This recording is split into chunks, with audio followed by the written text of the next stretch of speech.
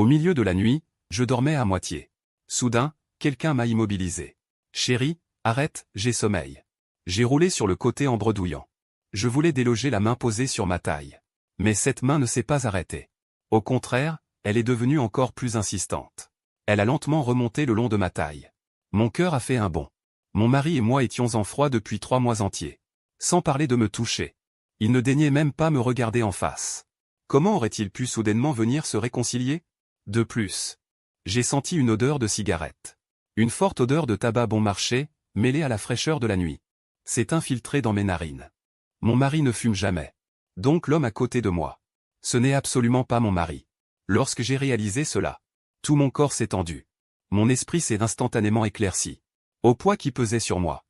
Je pouvais sentir qu'il s'agissait d'un homme adulte et costaud. Son torse était collé contre mon dos. Sa respiration était lourde et oppressante. Elle portait une excitation longtemps contenue. Je gardais les yeux fermés. Tendu, je n'osais pas faire le moindre bruit. Ralentissant même ma respiration. De peur de le provoquer. Dans ma tête, 1000 idées de fuite défilaient. Qui est-il? Quand est-il entré? Que veut-il? Voyant que je ne bougeais pas. L'homme à côté a cru que je dormais profondément. Ses gestes sont devenus plus audacieux. Ses doigts rugueux ont effleuré mon ventre. Avec un mélange de curiosité et de convoitise. J'ai serré les dents. M'obligeant à garder une respiration régulière.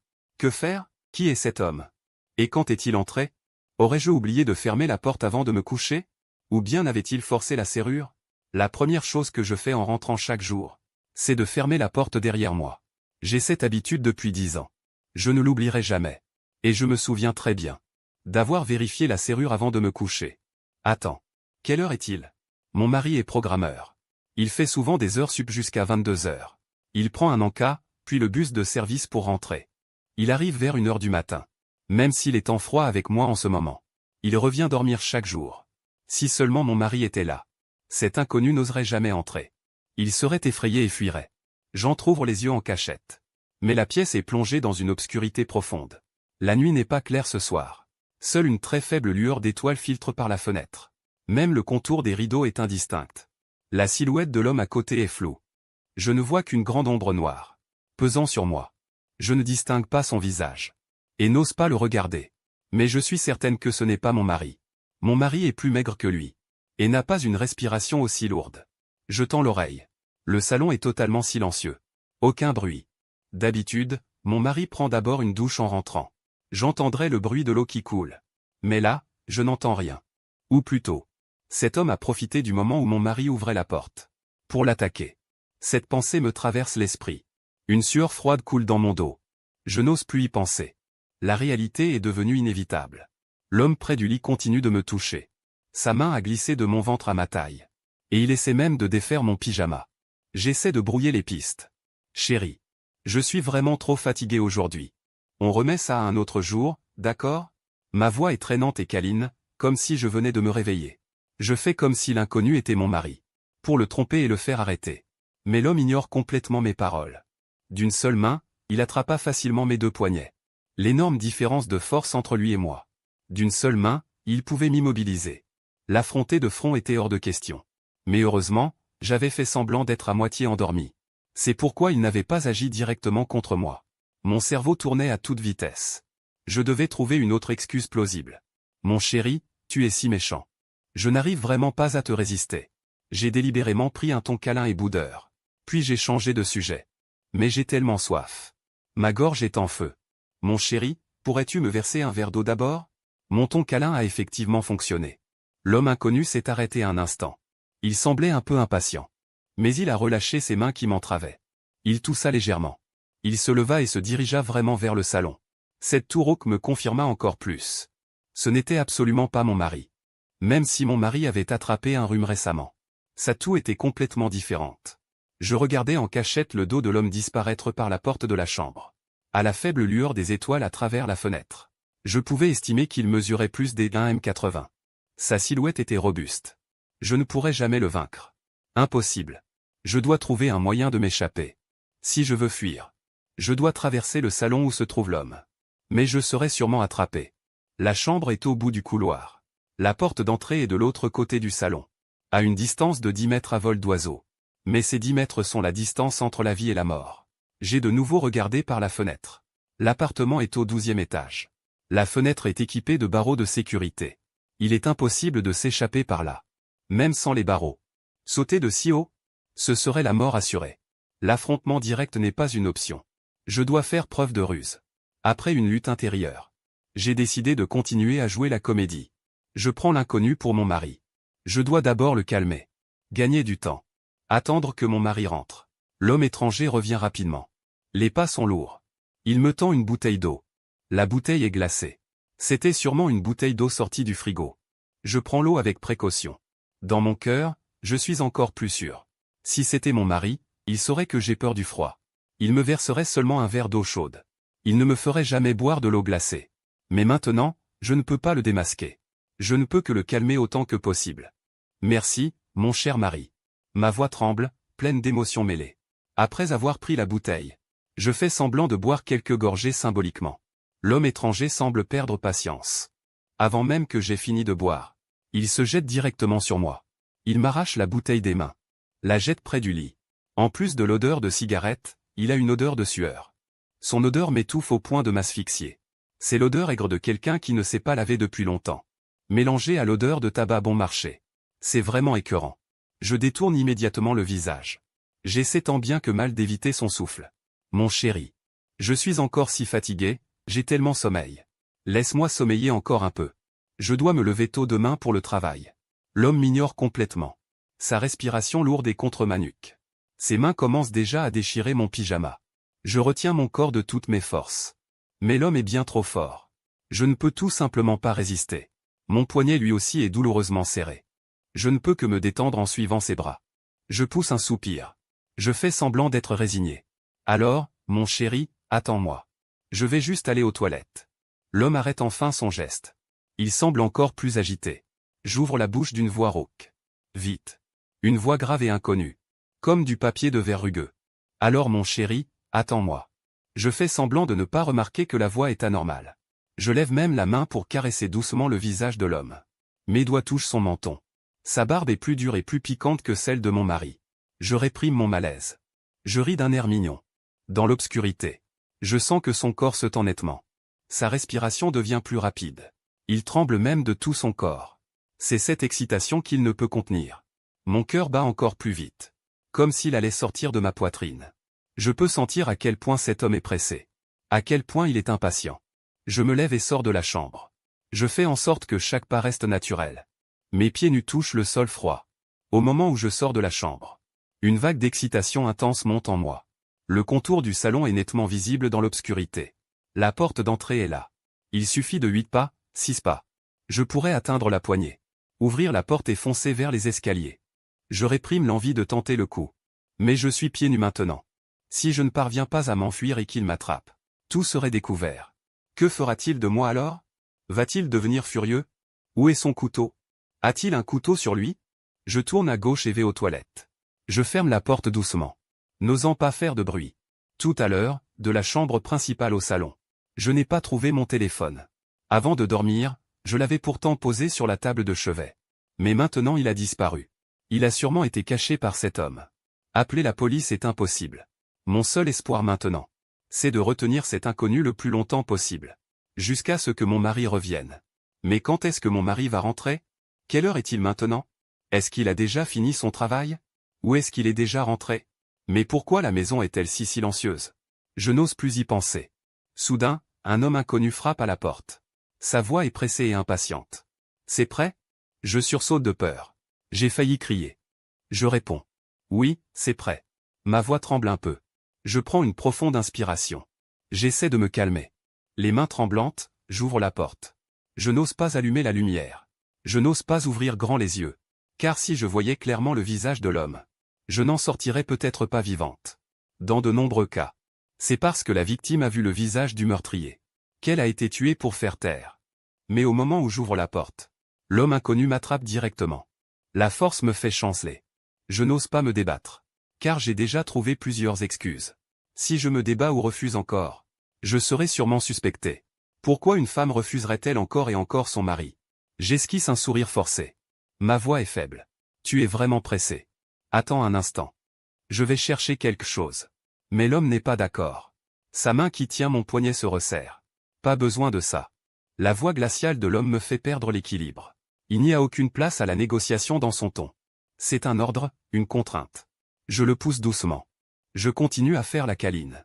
Mon chéri, on s'était mis d'accord. Pas d'enfant ces prochaines années. Et aujourd'hui, je suis en période dangereuse. J'insiste lourdement sur les mots « période dangereuse », en espérant qu'il y réfléchisse à 2 fois. Mais en entendant ces mots, l'homme étranger. Il semble devenir encore plus excité. Sa respiration devenait plus lourde. La pression de sa main s'intensifiait aussi. Il serrait mon poignet à me faire mal. Chérie, tu me fais mal. Je me débattais instinctivement. Mais la laine de l'homme devenait brûlante. Ce désir longtemps réprimé le consumait presque. Je ne pouvais pas y faire face. Mon esprit tournait encore à toute vitesse. Je cherchais une excuse pour le tromper. Mais soudain, une de ses mains monta brusquement. Et m'agrippa le cou. Ses 5 doigts se resserrèrent. Je suffoquai instantanément. La voix démoniaque de l'homme résonna contre mon oreille. Doucement. Coopère bien. Mot après mot.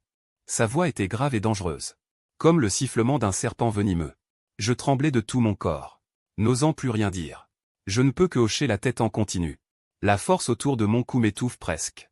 Je ne peux supplier qu'avec mes yeux. L'homme relâche alors un peu sa prise. Mais sa main reste posée sur mon cou. Prête à se resserrer à tout moment. Je halète. Je respire à grandes goulées. Mon seul espoir est de prier.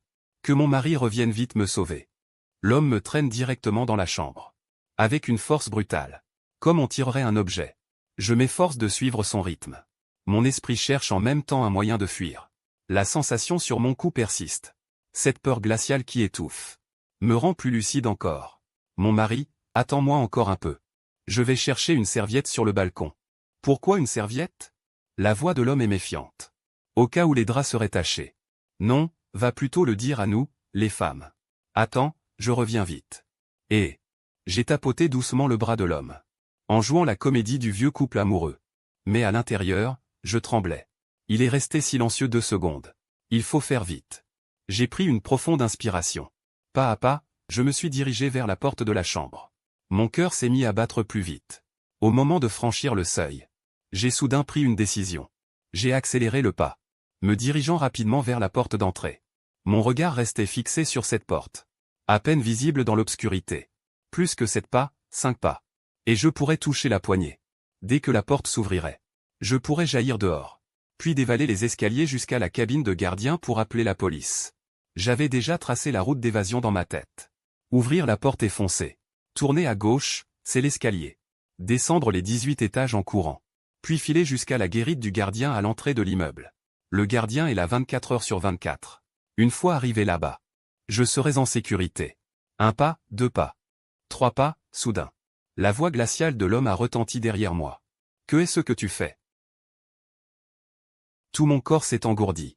Mon sang s'est figé. En me retournant, j'ai vu l'inconnu juste derrière moi. À moins d'1 mètre. Tel un mur noir obstruant ma retraite. Je ne savais pas comment m'expliquer. Mes lèvres tremblaient. Mon esprit était vide. Alors l'homme a soudain parlé. Quand l'as-tu découvert? Il a demandé d'un ton très calme. Comme si on bavardait. J'ai avalé ma salive nerveusement. Comprenant que j'étais démasqué. Mais sans savoir pourquoi. Après avoir été découverte. Je n'avais soudainement plus aussi peur qu'avant. Peut-être que je me laissais aller. Peut-être que la peur était à son comble. Au contraire, je me suis calmé. Comment as-tu su que j'étais en train de faire semblant? J'entendais ma propre voix trembler. L'homme ricana. Ce rire était particulièrement sinistre dans l'obscurité. Il leva la main. Sa grande main se posa sur mon épaule. Ses doigts glissèrent doucement. Comme s'il caressait un objet précieux. Tu n'as pas tiré la chasse d'eau après être allé aux toilettes, hein? Mon cœur fit un bond. Effectivement, j'étais trop nerveuse tout à l'heure. J'avais complètement oublié ce détail de la chasse d'eau. Une personne qui a vraiment besoin d'aller aux toilettes. Comment pourrait-elle ne pas tirer la chasse? Puis, sans me laisser le temps de réagir, l'homme attrapa mes cheveux d'une main. Et me tira en arrière vers la chambre. Une douleur violente me traversa le cuir chevelu. Je fus traîné en titubant derrière lui. À cet instant, j'étais vraiment paniqué. La peur m'engloutit comme une marée. Je commençais à le supplier sans cesse de me laisser tranquille. S'il te plaît, on peut discuter calmement. J'ai de l'argent, je peux t'en donner. Je ne dirai rien du tout. Je le jure, je le jure. L'homme me jeta par terre. Mes genoux et mes coudes s'enfoncèrent dans le parquet. La douleur me piqua les yeux. Il me regarda de haut et me réprimanda. Madame Delcourt, si vous coopérez, je ne vous ferai pas de mal non plus. J'acquiesçai frénétiquement. Mais en même temps, une perplexité m'envahit. Comment cet homme sait-il que je m'appelle Chou? Il m'appelle même Madame Delcourt. Cette façon de s'adresser à moi est trop formelle. Comme une politesse entre inconnus. Est-ce qu'il me connaîtrait? Je ne sais pas qui il est. Je levai discrètement la tête pour jeter un coup d'œil à la faible lueur des étoiles dehors. Je découvris le regard de cet inconnu, qui, à cet instant, me dominait de toute sa hauteur en me fixant, comme s'il admirait son prisonnier. Dans le silence profond de la nuit, j'entends le bruit de sa déglutition. Ce bruit de déglutition résonnait étrangement dans l'obscurité. Il se tourna et se dirigea vers le petit canapé, s'asseyant avec une lenteur délibérée. Il me lança un sourire froid, agitant doucement son index. « Allez, madame, un peu d'initiative. Sinon. » Il sortit un poignard de sa ceinture, dont la lame luisait faiblement dans le noir. Il porta la lame à ses lèvres, tira lentement la langue pour la lécher. Un geste lent et obscène. Je ne voyais pas son visage, mais je pouvais imaginer son expression avide. La peur et l'humiliation m'envahirent à la fois. Je me tenais à genoux par terre, tremblant de tout mon corps. Mais je n'avais pas le choix. Je me levai, les jambes molles, et m'approchai de l'homme inconnu. Je sentais son regard, presque palpable, se poser sur moi, avide et brûlant. Mon visage s'empourpra. Les doigts tremblants attrapent le bas du vêtement. Puis elle retire lentement son manteau. Le vêtement glisse de son corps, tombe sur le sol, émet un léger bruit. La respiration de l'homme devient plus lourde. Dans l'obscurité, ses yeux brillent comme ceux d'une bête. Un poignard luisant tremble dans sa main, reflétant la faible lumière des étoiles à l'extérieur de la fenêtre. Mon cœur bat la chamade. Il semble vouloir s'échapper de ma gorge. Mais dans mon esprit, le bouton d'alarme déguisé en prise électrique, que j'ai enfoncé en secret dans la salle de bain il y a 10 minutes, est mon seul espoir. Je dois gagner du temps. Je dois attendre. Ne me fais pas de mal. Je me déshabille. Je le fais maintenant. Ma voix tremble, avec des sanglots dans la voix. Les mouvements sont extrêmement lents. Les doigts tremblants défont les boutons de la chemise de nuit. Chaque seconde dure une éternité. Le regard de l'homme rampe sur moi comme un serpent visqueux, plein d'une possessivité écœurante. Oui, comme ça. Doucement. Sa voix porte le plaisir d'un prédateur admirant sa proie. Et, madame, tu es encore plus charmante que sur ta photo. Ces mots me glacent le sang. Il me connaît vraiment. Et il a vu mes photos. Mais à cet instant, je n'ai pas le temps d'y réfléchir. Je dois juste gagner du temps. Ma main s'arrête sur le deuxième bouton. Impossible à défaire. Je suis trop nerveuse. Mes mains tremblent. Je murmure, avec une timidité juste assez dosée. L'homme semble savourer ce sentiment de contrôle. Il se cale contre le dossier du canapé. Le poignard tourne entre ses doigts. Pas de précipitation. J'ai tout mon temps. Prends ton temps. Je mords ma lèvre et continue à traîner. Mon esprit tourne à toute vitesse. Qui est-il? Pourquoi me connaît-il? Des photos.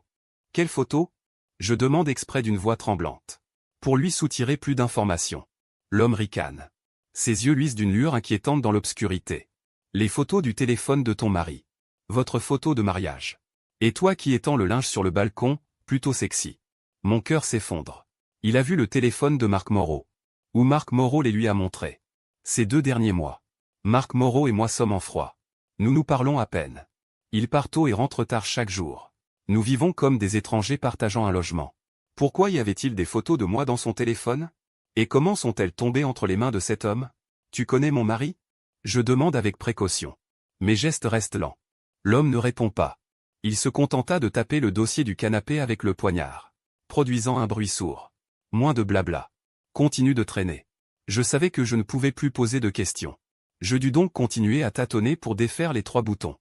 C'est à ce moment-là qu'un coup frappé à la porte, clair et pressant, retentit. Toc toc toc. L'homme et moi tressaillîmes en même temps. L'homme se tendit instantanément. Son regard acéré se fixa sur moi. Baissant la voix, demanda-t-il d'un ton féroce. Qui est-ce? C'est toi qui manigances? Je laissai une expression de surprise naître sur mon visage, mêlée à une lueur d'espoir absent. Puis je me mis à secouer la tête avec effroi. Je ne sais pas. Peut-être que mon mari a oublié ses clés. Ou alors c'est la régie. La canalisation de notre immeuble a récemment eu des problèmes. On avait dit qu'il pourrait y avoir une inspection de nuit. Je mentionnais délibérément la régie, pour donner une identité plausible à un éventuel sauveteur derrière la porte. C'était aussi pour tenter de réduire la méfiance de l'homme. Mais soudain, l'homme se leva brusquement. D'un bond, il se précipita vers moi. Sa main droite se posa instantanément sur mon côté. Sa voix était glaciale et perçante. « Tais-toi, qui que ce soit. Fais-le partir. Si tu oses dire un mot de travers, je te poignarde immédiatement. Va ouvrir la porte. Fais comme tu viens de dire. C'est peut-être la maintenance de l'immeuble.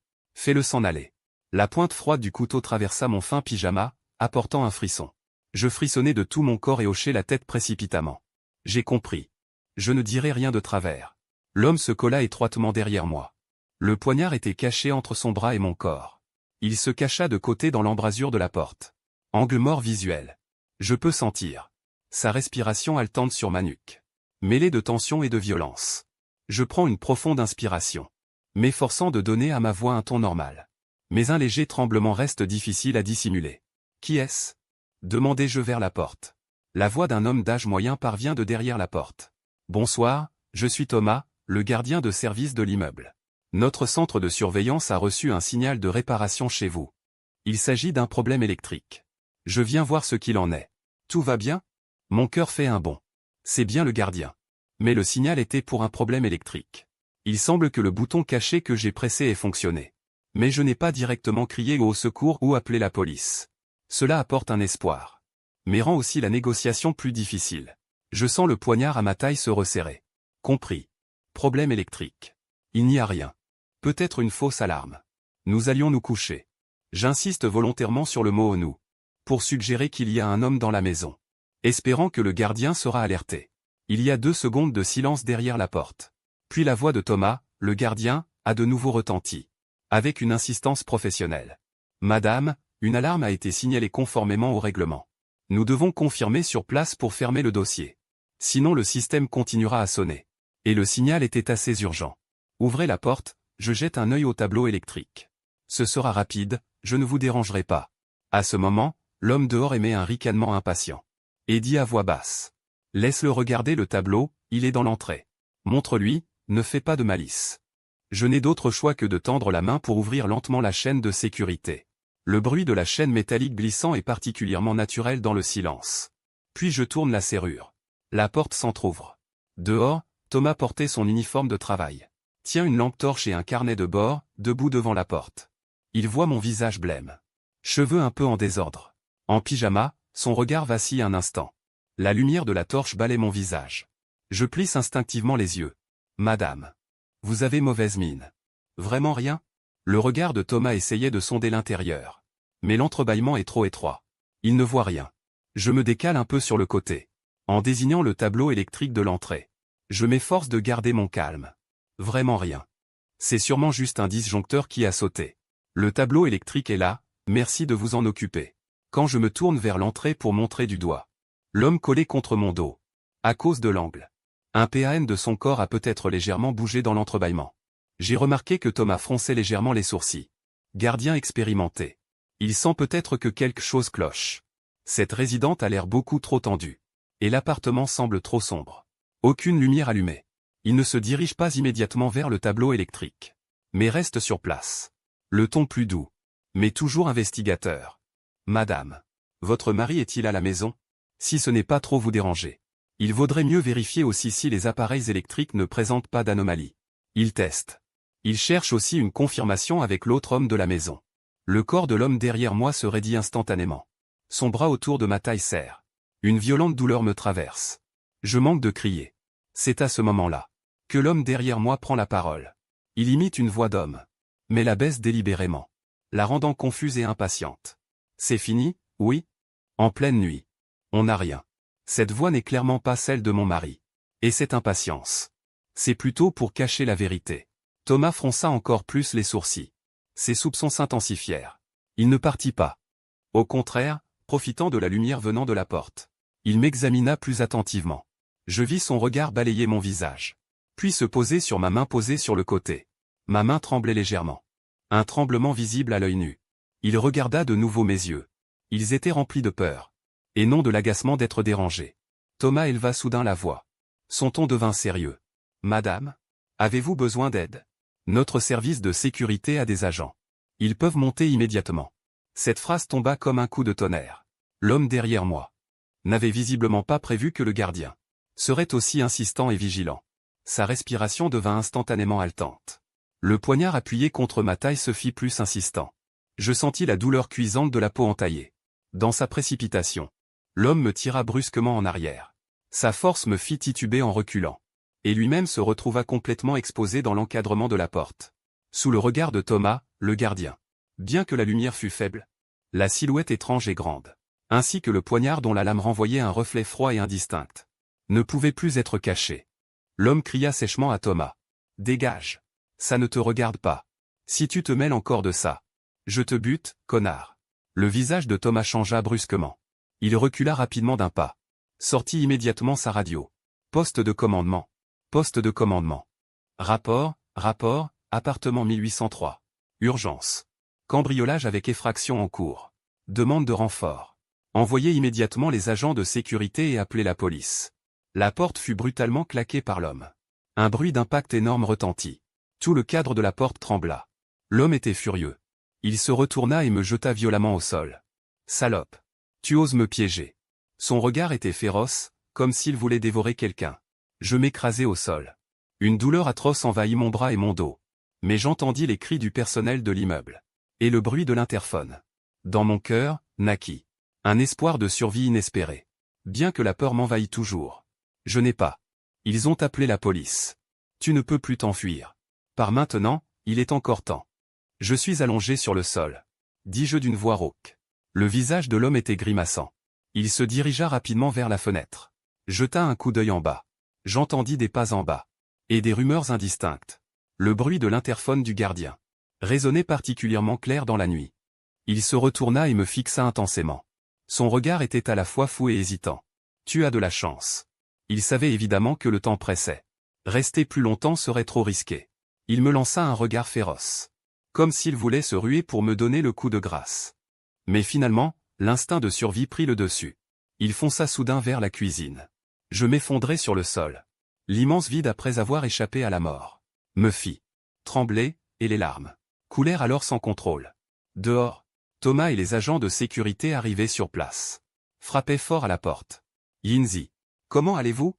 Le malfaiteur est-il encore à l'intérieur? Nous avons déjà appelé la police. Êtes-vous en sécurité? La voix de Thomas était pressante. Je me suis débattu pour me lever. Tout mon corps tremblait.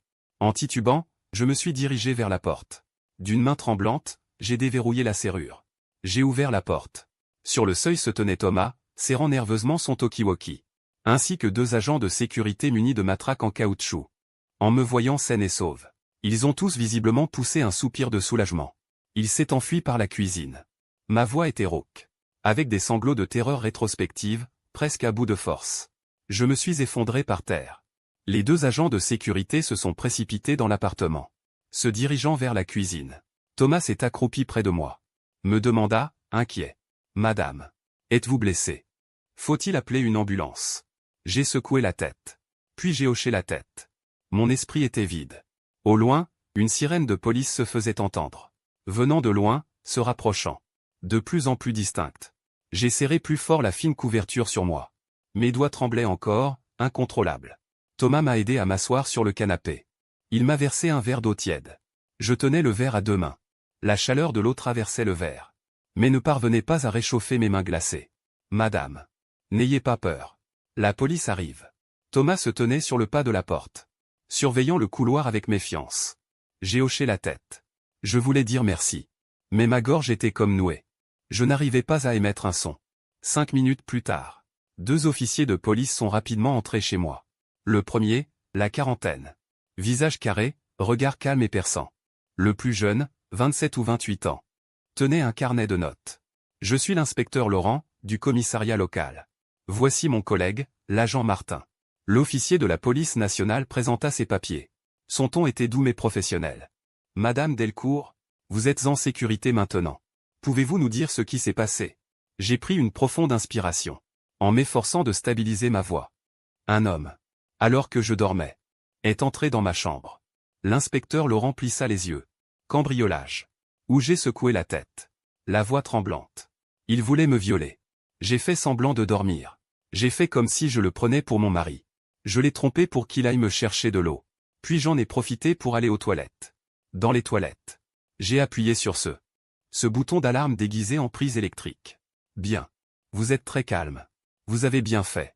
À quoi ressemblait cet homme? Quels sont ses traits distinctifs? L'inspecteur Laurent hocha la tête, faisant signe à son collègue de prendre note. Quelles caractéristiques? Je m'efforce de me souvenir. Chaque détail est aussi net que s'il avait été gravé au couteau. Il est très costaud. Plus d'1,80 m. Il est particulièrement fort. Il a une forte odeur de tabac. Et une odeur de sueur. Comme s'il ne s'était pas lavé depuis plusieurs jours. La voix rauque. Quand il parle. Il m'a appelé Madame Delcourt. Madame Delcourt.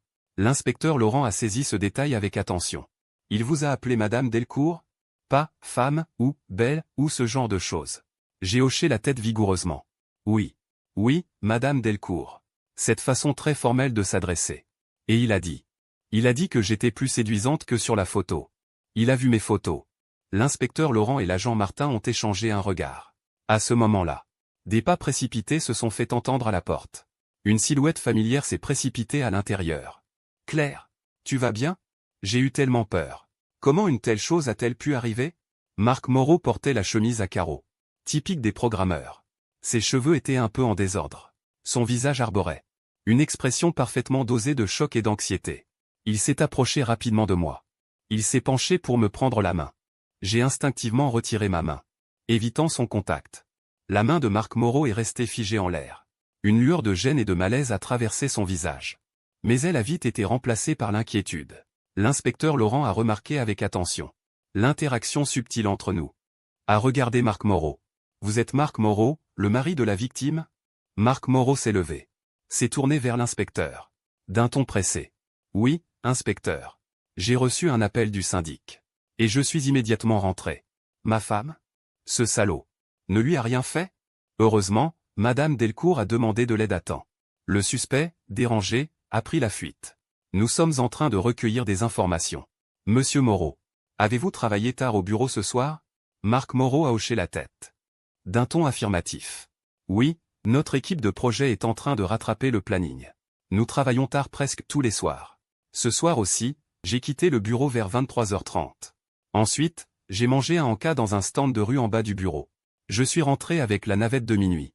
Je venais d'arriver à l'entrée de l'immeuble quand j'ai reçu l'appel. L'inspecteur Laurent a hoché la tête. Il nota quelque chose. Puis il s'est tourné vers moi. Madame Delcourt. Vous disiez tout à l'heure. Il vous a appelé Madame Delcourt? Ce détail, le fait que j'ai hoché la tête, m'a serré la gorge. MMH. Il m'a appelé Madame Delcourt avec certitude. Inspecteur. Il me connaît. Ce n'est absolument pas un cambrioleur qui a agi au hasard. L'agent Martin, à côté, a levé la tête et dit. Ce n'est pas étrange qu'un inconnu connaisse votre nom de famille.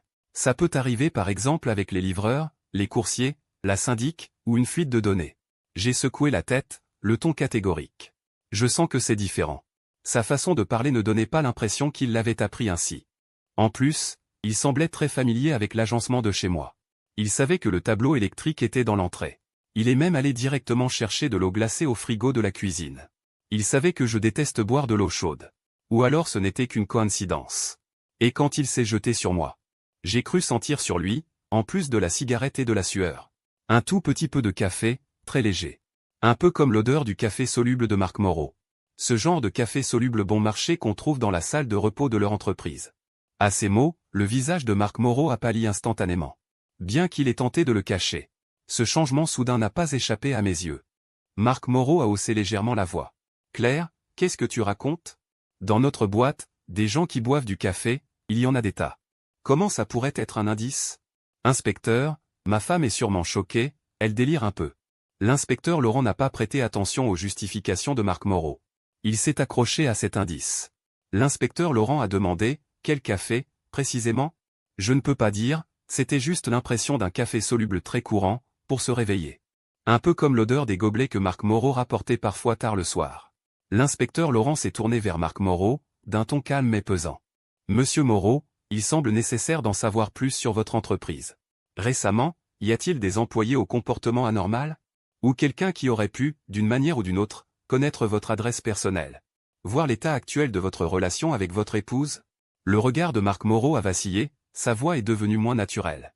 Inspecteur, la gestion de notre entreprise est très sérieuse. Les informations des employés sont confidentielles.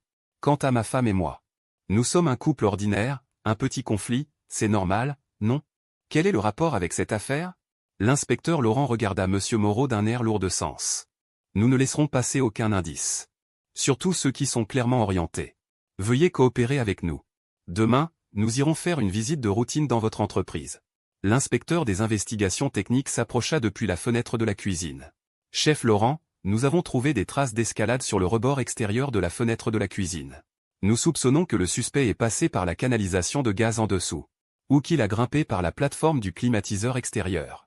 Son geste était plutôt habile, il semble connaître la structure du bâtiment. De plus, nous avons prélevé plusieurs empreintes de pas floues sur le sol de la chambre, qui n'appartiennent ni à Madame Delcourt ni à Monsieur Moreau. Les échantillons sont prêts, Madame Delcourt, Monsieur Moreau. Ce soir, nous allons organiser des patrouilles dans le quartier. Nous allons aussi consulter toutes les caméras de surveillance de l'immeuble et des environs. Vous êtes temporairement en sécurité, mais restez vigilants. Demain matin, Monsieur Moreau, veuillez nous accompagner à votre entreprise. Marc Moreau prit une profonde inspiration et hocha la tête avec réticence. D'accord, inspecteur, je coopérerai. La police et le personnel de l'immeuble partirent les uns après les autres, il ne restait plus que moi et Marc Moreau dans la pièce.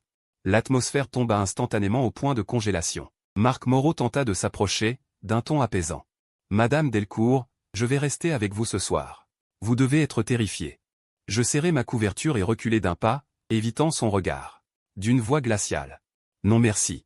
Je verrouillerai la porte, je peux me débrouiller seul. Retournez plutôt dans votre chambre. Marc Moreau ouvrit la bouche. Il voulait dire quelque chose. Finalement, il soupira. Se tourna et se dirigea vers la chambre d'amis. En arrivant à la porte, il s'arrêta un instant et me dit, le dos tourné. Claire, quoi que tu penses. Je suis vraiment inquiet pour toi. Je ne répondis pas. Je me contentais de regarder son dos disparaître derrière la porte. Cette nuit-là, je ne dormis pas. Je restais assise sur le canapé. Toutes les lumières allumées, fixant le plafond. Dans ma tête, je repassais encore et encore les paroles de cet homme. Tu es encore plus belle que sur ta photo. Où diable a-t-il vu ma photo? Pourquoi connaît-il si bien ma maison? À 3 heures du matin. Je me levai discrètement. Marchai jusqu'à la porte de la chambre principale. Le téléphone de Marc Moreau était posé sur la table de nuit. L'écran était orienté vers le bas. J'ai hésité un instant. Je suis entré sur la pointe des pieds. J'ai pris le téléphone. Le mot de passe était encore notre anniversaire de mariage. Après l'avoir saisi, le téléphone s'est déverrouillé. J'ai parcouru sa galerie. Le dossier, supprimé récemment, était vide. J'ai aussi consulté ses conversations. Wosha et Cucu. Tout semblait normal. Alors que je m'apprêtais à poser le téléphone, je me suis soudain souvenu de ce que l'homme avait dit à propos de la photo de mariage. J'ai ouvert la galerie. J'ai fait défiler vers le bas. Jusqu'à 3 mois plus tôt. À cette époque, nous n'avions pas encore commencé notre guerre froide. Puis j'ai vu une photo de moi. C'était prise en photo volée alors que j'étendais du linge sur le balcon.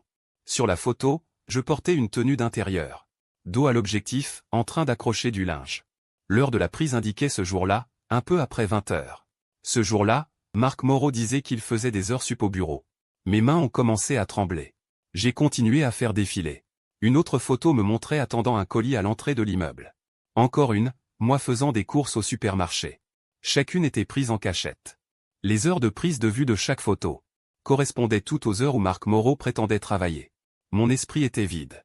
Ces photos, c'est Marc Moreau qui les a prises. Ou quelqu'un d'autre les a prises et les lui a envoyées. En tremblant, j'ai ouvert son Wosha. J'ai cherché des mots-clés comme « photo »,« volé », etc. Rien. J'ai aussi ouvert son QQ. Aucun indice non plus. À ce moment-là, en haut de l'écran du téléphone, un message Wosha est apparu. L'expéditeur était un numéro non enregistré. Sa photo de profil était entièrement noire. Le message ne contenait que 3 mots « Il va bien ?» Mon cœur a presque cessé de battre. À 7 heures. Un peu après 3 heures du matin. Qui enverrait un message pour demander s'il va bien? J'ai ouvert la conversation et fait défiler vers le haut. Les messages sont vides. Il n'y a que ce nouveau message. Les messages de l'autre personne ne sont pas sauvegardés. Je fixe ces 3 mots. Des milliers de pensées me traversent l'esprit. Lui, c'est moi? Pourquoi cette personne demande-t-elle à Marc Moreau si je vais bien? Quelle est leur relation? Alors que j'hésite à répondre. La porte de la chambre d'amis émet soudain un bruit.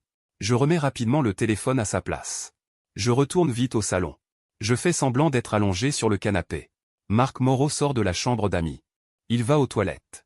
J'entends le bruit de la chasse d'eau. Puis ses pas qui retournent vers la chambre d'amis. Pendant tout ce temps, il n'a pas regardé une seule fois vers le salon. Mais je sais. Je ne peux plus attendre. Le lendemain matin, dans la salle de réunion de l'entreprise de Marc Moreau, l'inspecteur Laurent et l'agent Martin étaient assis d'un côté de la table. Marc Moreau et son chef de service, le directeur Bernard, sont assis de l'autre côté. L'atmosphère est tendue.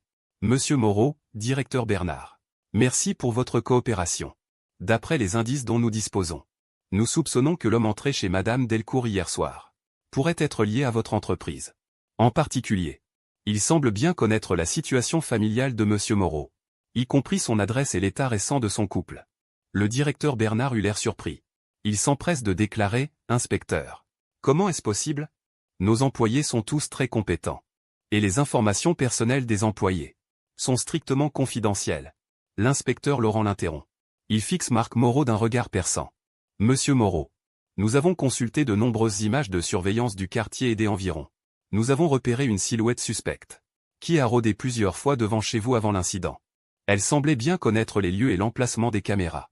Plus important encore, l'odeur de café soluble bon marché mentionnée par Madame Delcourt correspond à la marque fournie dans la salle pause de votre entreprise. Nous devons consulter la liste des employés récemment licenciés, ou ayant exprimé un mécontentement majeur. » Le corps de Marc Moreau trembla imperceptiblement. Le directeur Bernard réfléchit un moment. Les personnes récemment licenciées. Le mois dernier, nous avons supprimé un projet. Un membre de l'équipe s'appelle Julien Lemaire. Il était alors assez énervé. Il pensait que Marc Moreau et les autres lui avaient pris des ressources, ce qui a conduit à l'annulation de leur projet. Il est même venu faire 2 scandales dans l'entreprise. La sécurité a dû intervenir. Avez-vous ces informations et une photo de Julien Lemaire? Le directeur Bernard manipula l'ordinateur. Il fit apparaître un dossier d'employé. Sur la photo, un homme aux cheveux courts. Le regard un peu sombre. De haute stature. L'inspecteur Laurent tourna la tablette vers Marc Moreau. « Monsieur Moreau, connaissez-vous cet homme? D'après la vidéosurveillance, la silhouette correspond approximativement. Au moment où Marc Moreau vit la photo, ses pupilles se contractèrent violemment. Son visage devint livide. Son front se couvrit de fines gouttes de sueur. Sa réaction confirma presque tout. La voix de Marc Moreau était rauque, presque sortie à travers ses dents serrées. « C'est lui. Julien Lemaire ?» insista l'inspecteur Laurent. « Comment sait-il votre adresse exacte? Et même que vous êtes en froid avec votre femme? Ce ne sont pas des informations qu'un simple collègue pourrait connaître. » Marc Moreau se cacha le visage dans les mains. Ses épaules se mirent à trembler violemment. Il était visiblement en proie à un conflit intérieur intense. Le silence régna dans la salle de réunion pendant quelques secondes. Seul le bourdonnement du climatiseur se faisait entendre. Le directeur Bernard regarda Marc Moreau, puis l'inspecteur. Il dit avec prudence. Julien Lemaire et Marc Moreau étaient plutôt proches avant. Ils ont dîné ensemble plusieurs fois, je crois. Marc Moreau. Je me souviens que tu avais invité des collègues chez toi pour un repas, non? Ce jour-là, Julien Lemaire était aussi venu. Le corps de Marc Moreau se figea. Le regard de l'inspecteur Laurent devint plus perçant. Monsieur Moreau, vous avez déjà invité Julien Lemaire chez vous? Marc Moreau hocha la tête avec difficulté. La voix rauque. L'année dernière, après le lancement du projet, j'avais effectivement invité quelques collègues chez moi pour un fondu. Julien Lemaire est venu. Mon cœur sombra complètement à cet instant. Cet homme non seulement me connaissait, mais il était déjà venu chez moi. Il connaissait la disposition de ma maison. Il savait où se trouvait le réfrigérateur. Il savait que le tableau électrique était dans l'entrée. Il avait même peut-être laissé ses empreintes chez moi. Monsieur Moreau, pourquoi n'avez-vous pas mentionné cela plus tôt? Vous disiez qu'il ne pouvait pas avoir eu vos informations par des moyens normaux. Mais en réalité, il est déjà allé chez vous. Marc Moreau releva brusquement la tête, les yeux rouges. Je ne m'en souvenais pas. Vraiment, je ne savais pas. Ce repas remonte à l'année dernière. Il y avait une dizaine de personnes chez moi. Comment pourrais-je me rappeler qui est venu ou non? Et Julien Lemaire n'avait pas encore été licencié à ce moment-là. Il n'y avait pas de conflit entre nous non plus. Comment aurais-je pu penser que c'était lui? L'inspecteur Laurent le regarda quelques secondes, sans dire un mot. Puis l'agent Martin prit la parole. Monsieur Moreau, nous avons besoin des coordonnées de Julien Lemaire, son adresse, ainsi que tout ce que vous pourriez savoir sur son réseau social. De plus, en dehors de ce repas, avez-vous eu d'autres contacts avec lui? Par exemple, des rencontres ou discussions en privé? Non. Vraiment non. Je n'ai pas eu de ces nouvelles après son licenciement. Quand il est venu faire des histoires à l'entreprise, je n'ai même pas osé me montrer. C'est la sécurité qui s'en est occupée. D'accord. L'interrogatoire s'arrête ici pour aujourd'hui. Monsieur Moreau, Si vous avez la moindre information, n'hésitez pas à me contacter à tout moment. Directeur Bernard, merci pour votre coopération. Le dossier de Julien Lemaire. Nous devons en emporter une copie. D'accord, d'accord. Croyez-nous, nous coopérons. L'après-midi même. Dans mon salon, j'étais assise sur le canapé, fixant Marc Moreau en face de moi. Il baissait la tête, ses doigts s'entrelaçant inconsciemment. Comme un enfant qui a fait une bêtise. Tu n'as rien à me dire? Ma voix était très calme.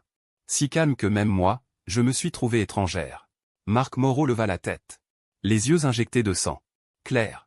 Je ne savais vraiment pas que c'était lui. Je le jure, je ne savais pas. Tu ne savais pas? Je laissai échapper un rire froid. Il est venu chez moi l'année dernière. Il a mangé, il a vu mes photos. Et maintenant, pendant ton absence, il s'introduit pour essayer de me violer. Tu dis que tu ne savais pas? Le visage de Marc Moreau devint cramoisi. Je ne savais vraiment pas. Si j'avais su, comment aurais-je pu? Comment aurais-je pu le laisser? Le laisser quoi? Le laisser s'approcher de moi. Ou le laisser avoir une prise sur toi? Quel moyen de pression? De quoi parles-tu? Je plantai mon regard dans ses yeux. Hier soir, j'ai regardé ton téléphone. Le visage de Marc Moreau changea instantanément. À 3 heures du matin, quelqu'un t'a envoyé un WhatsApp, demandant s'il allait bien. Je prononçai chaque mot lentement. Qui est cette personne? Pourquoi te demander à cette heure-là? De quoi avez-vous parlé avant? Marc Moreau ouvrit la bouche. Mais aucun son n'en sortit. Et ces photos? Dans ton téléphone. Ces photos volées de moi que j'ai vues. Qui les a prises? C'est toi qui les as prises. Ou quelqu'un d'autre te les a envoyées. Le front de Marc Moreau est couvert de sueur froide. Il lève la main et l'essuie. Sa voix tremble. Claire, laisse-moi t'expliquer. Je me penche en arrière. Les bras croisés. Explique-toi. Marc Moreau reste longtemps silencieux. Si longtemps que je pense qu'il ne parlera pas. Puis il prend une profonde inspiration. Il lève la tête. Dans ses yeux, une fatigue et un désespoir que je n'ai jamais vus. L'année dernière, pour lancer un projet clé en urgence, j'ai détourné une partie des serveurs de l'entreprise sans autorisation. J'ai utilisé illégalement la puissance de calcul pour des opérations inappropriées. Pour gagner de l'argent rapidement. À l'époque, je pensais que c'était parfait. Je ne m'attendais pas à ce que Julien Lemaire découvre par hasard l'anomalie des données. Il a copié en privé tous les journaux d'opération et les preuves. Je le regarde, stupéfaite. Je n'en crois presque pas mes oreilles. Marc Moreau continue. Il est venu me voir avant. Il m'a menacé, soit je lui donne une somme pour son silence. Soit il révèle que j'ai détourné les serveurs de l'entreprise. Et que j'ai miné de la crypto-monnaie avec la puissance de calcul. Je n'avais vraiment pas le choix. Je n'ai fait que traîner les choses. Je n'osais pas te le dire. Et les photos? Ma voix commence à trembler. Que sont ces photos prises de moi en cachette? Marc Moreau baisse la tête. Sa voix devient encore plus basse. C'est Julien Lemaire qui me les a envoyées. C'est Julien Lemaire qui me les a envoyées. Il a dit qu'il t'avait remarqué. Il te trouvait très belle. Je ne sais pas d'où il a eu ces photos. Peut-être les a-t-il prises en cachette lors de ce dîner. Ou peut-être t'a-t-il suivi plus tard. Il me les a envoyées en disant que si je ne lui donnais pas l'argent, il allait quoi? Marc Moreau n'ose pas me regarder. Il allait venir te trouver. Mon esprit est vide. Donc c'est 2 mois. J'ai vécu dans le danger. Et celui qui partageait mon lit savait très bien que quelqu'un me surveillait. Mais a choisi de se taire. Quand as-tu reçu ces photos? J'ai entendu ma propre voix.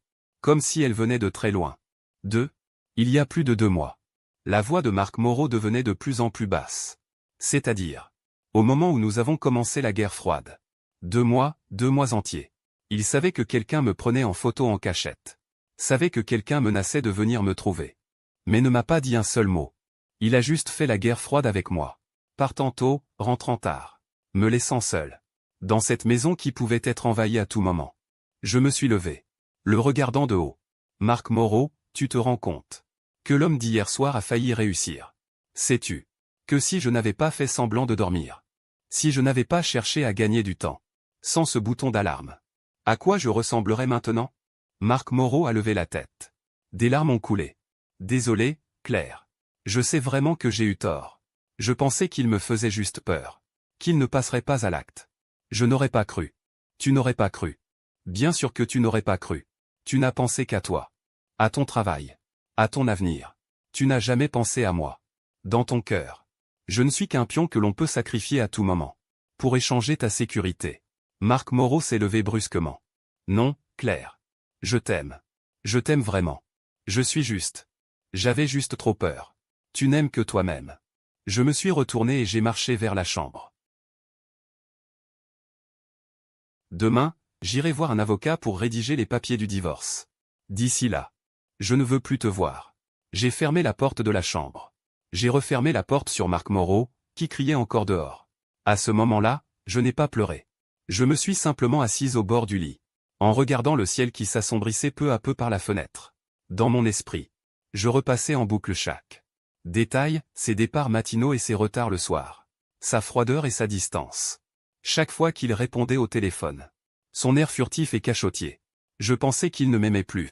En fait, il avait peur. Peur de celui qui le menaçait. Peur que son secret soit révélé. Peur de tout perdre. Mais il n'avait pas peur de me perdre, moi. Le lendemain matin, l'inspecteur Laurent a téléphoné, disant qu'à partir des caméras et des indices, ils avaient localisé la cachette possible de Julien Lemaire, et qu'ils mettaient en place un dispositif pour l'arrêter. Xulichi. Pendant cette période, vous devez faire attention à votre sécurité. Bien que Julien Lemaire soit en fuite, il sait probablement que vous avez déjà appelé la police. On ne peut exclure qu'il cherche à se venger à nouveau. Nous allons organiser des patrouilles près de votre résidence. Vous devez aussi rester vigilante. Verrouillez portes et fenêtres la nuit. Au moindre signe anormal, appelez immédiatement la police. J'ai acquiescé. J'ai raccroché. En regardant le ciel gris à travers la fenêtre, Marc Moreau était sorti tôt ce matin. Je ne sais pas où il est allé. Et je ne veux pas le savoir. La nuit dernière, il est resté assis dans le salon toute la nuit. Je l'entendais parfois renifler. J'entendais sa voix au téléphone. J'entendais le bruit de ses pas qui allaient et venaient. Mais je ne suis pas sorti. Je ne voulais même pas savoir à qui il téléphonait. À 3 heures de l'après-midi, mon téléphone a sonné. C'était un numéro inconnu. J'ai hésité un instant. Puis j'ai décroché. Femme des Neiges, c'est bien vous? Je suis l'inspecteur Laurent. Julien Lemaire a été arrêté. Mon cœur a bondi. Arrêté. Où l'avez-vous attrapé? Dans une location en banlieue. Un appartement vide de son ami. Quand on a fait irruption, il dormait encore. Il n'a pas résisté. La voix de l'inspecteur Laurent était teintée de soulagement. Vous êtes en sécurité. Il y aura des interrogatoires maintenant. Je vous tiendrai au courant des avancées. Merci, inspecteur Laurent. J'ai raccroché. J'ai poussé un long soupir. Mais je ne sais pas pourquoi. Dans mon cœur, je ne ressentais pas ce sentiment de soulagement que j'imaginais. Cet homme a été arrêté. Mais les blessures laissées en moi ne guérissent pas si facilement. 3 jours plus tard, l'inspecteur Laurent a rappelé, disant que Julien Lemaire avait tout avoué. L'inspecteur Laurent m'a expliqué l'affaire. Toute la vérité de l'affaire. Julien Lemaire était bien un ancien collègue de Marc Moreau. Après avoir été licencié, il nourrissait du ressentiment. Au début, il voulait juste, en utilisant les preuves illégales qu'il détenait contre Marc Moreau, le faire chanter pour de l'argent. Mais Marc Moreau n'arrêtait pas de temporiser, refusant de céder. Voyant que le chantage échouait, Julien Lemaire a conçu une idée plus extrême. Pénétrer chez moi, m'agresser et prendre des photos et vidéos, pour ainsi tenir complètement Marc Moreau en son pouvoir. Le forcer à obéir docilement. Après une pause, l'inspecteur Laurent continua. Julien Lemaire m'avait remarqué bien avant, lors d'un dîner au restaurant. Il avait déjà attiré mon attention. Ensuite, il m'avait suivi discrètement à plusieurs reprises. Il avait pris ces photos qui me harcelaient. Il avait compris que Marc Moreau et moi étions en pleine guerre froide. Il savait aussi que Marc Moreau, pendant cette période, faisait souvent des heures supplémentaires. Il savait que le soir, il n'y avait que moi à la maison, pour mettre son plan à exécution. Julien Lemaire avait passé plus de 15 jours à examiner la structure de notre immeuble, l'emplacement précis des caméras de surveillance, ainsi que les horaires de patrouille des agents de sécurité. Il les connaissait parfaitement. En entendant ces mots, je serrai fermement mon téléphone. Le bout de mes doigts glacial. Toute ma force semblait s'être évaporée. L'inspecteur Laurent ajouta que Julien Lemaire, en racontant son crime, avait mentionné que ce soir-là, il avait prévu de filmer une vidéo après avoir réussi, puis d'utiliser cette vidéo pour menacer Marc Moreau. Mais il ne s'attendait pas à ce que je sois si calme. Je n'avais cessé de gagner du temps délibérément tout au long de l'incident. Et j'avais discrètement appuyé sur le bouton d'alarme. Cela avait totalement dépassé ses prévisions.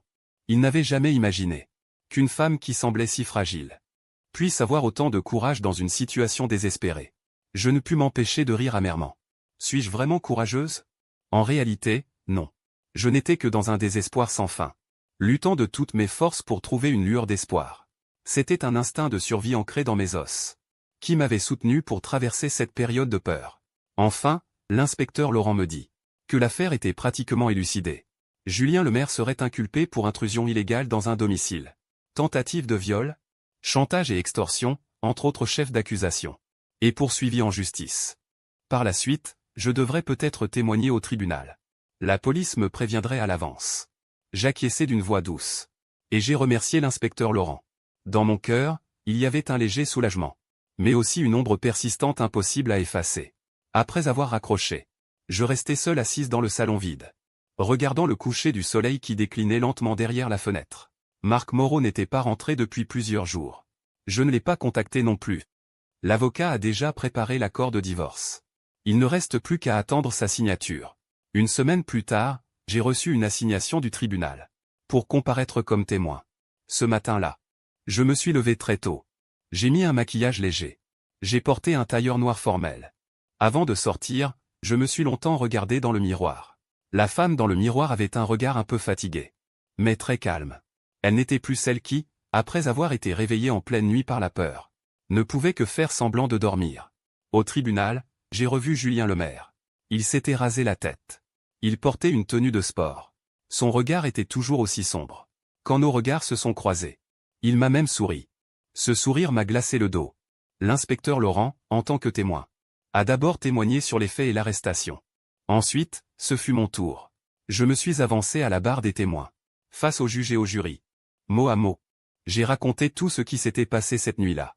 Ma voix était très posée, sans trembler, comme si je racontais l'histoire de quelqu'un d'autre. Après avoir terminé, l'avocat de la défense de Julien Lemaire a commencé le contre-interrogatoire. Madame Delcourt, vous dites que le soir des faits, vous avez fait traîner le temps, allant jusqu'à faire semblant de prendre l'accusé pour votre mari, en lui demandant d'aller chercher de l'eau et une serviette. N'est-ce pas? Oui. Mais avez-vous pensé que ces manœuvres dilatoires auraient pu exaspérer l'accusé et le pousser à des violences plus graves envers vous? Je l'ai regardé calmement et j'ai dit. Je l'ai envisagé. Mais si je n'avais pas fait traîner, si je n'avais pas cherché une occasion d'appeler à l'aide, je ne serais pas ici aujourd'hui. L'avocat a marqué une pause. Alors, le bouton d'alarme que tu as enfoncé. Tu en connaissais déjà l'emplacement. Où tu l'as découvert sur le moment? C'est le syndic qui l'a installé l'année dernière, disant que c'était pour éviter que les personnes âgées et les enfants ne se perdent. Sur le moment, je n'y ai pas prêté attention. Je ne m'attendais pas à ce que cela me sauve finalement. L'avocat a hoché la tête. N'a plus posé de questions. Après la fin de l'audience, je suis resté un moment dans le couloir devant le tribunal. Marc Moreau est sorti de l'autre côté. En me voyant, il a hésité un instant. Elle avait beaucoup maigri. Ses yeux étaient profondément enfoncés. Ses cheveux étaient en désordre. En me voyant, il a ouvert la bouche, comme pour dire quelque chose. Je me suis retourné pour partir. Claire. Elle m'a appelé par derrière. Je me suis arrêté, mais sans me retourner. J'ai signé l'accord de divorce. L'entreprise m'a officiellement licencié. Julien Lemaire va probablement me poursuivre pour détournement de ressources de l'entreprise. Je vais peut-être aller en prison. Je n'ai pas parlé. Je sais. Tout cela, je l'ai cherché. Claire, je suis désolé. Je n'aurais pas dû te cacher cela. Je n'aurais pas dû te mettre en danger. Si le temps pouvait revenir en arrière, je n'aurais certainement pas fait cela. Le temps ne revient pas en arrière. Je l'ai interrompu. D'une voix calme. Marc Moreau, à partir de maintenant, nous sommes des étrangères. À l'avenir, si l'on se croise dans la rue, pas besoin de se saluer. J'ai fait un pas en avant. Et je suis entré dans la lumière du soleil. Derrière moi, Marc Moreau s'est effondré à genoux en sanglotant. Un mois plus tard, j'ai déménagé de ce quartier. J'ai loué un petit appartement à l'autre bout de la ville. J'ai changé de travail. J'ai changé de numéro de téléphone. J'ai même changé de coiffure. Chaque soir avant de me coucher, je vérifie plusieurs fois la serrure de la porte. Je m'assure que la chaîne de sécurité est mise. Parfois je me réveille au milieu de la nuit. Je tends instinctivement la main vers le côté, pour confirmer qu'il n'y a personne. Ce cauchemar de cette nuit profonde est resté gravé en moi comme une cicatrice profonde. Mais je me dis que je dois avancer. Parfois, je repense à cette nuit. Je revois Thomas, le gardien, avec sa lampe torche, debout sur le pas de la porte. Je me souviens des pas du gardien qui se précipitait dans la cuisine, suivi de bruits qui se rapprochaient. Ces bruits, ces images, sont devenus des marques indélébiles dans ma vie. Mais je suis toujours en vie. Et cela suffit. 2 mois plus tard, J'ai reçu le jugement du tribunal. Julien Lemaire a été condamné à 15 ans de prison, avec privation des droits politiques pendant 5 ans. Marc Moreau, pour avoir détourné les ressources de l'entreprise, a été condamné à 1 an et 6 mois de prison, avec sursis de 2 ans. Assise dans mon nouveau petit appartement loué, je regarde ce jugement. J'ai regardé très longtemps. Le soleil dehors était magnifique. À travers la vitre, il se déversait sur le sol. Chaleureux. Je me suis levé et je suis allé à la fenêtre. J'ai ouvert la fenêtre. J'ai pris une profonde inspiration. Dans la rue en bas, les gens allaient et venaient. Une circulation dense. Quelqu'un attendait le bus. Quelqu'un passait en hâte avec un panier de légumes. Un enfant faisait du vélo, en avançant en zigzag. Tout était normal. Comme si ce cauchemar n'avait jamais eu lieu. J'ai mis mon manteau. Je suis sorti de chez moi. Je me suis fondu dans la foule, disparaissant dans le tumulte de la ville.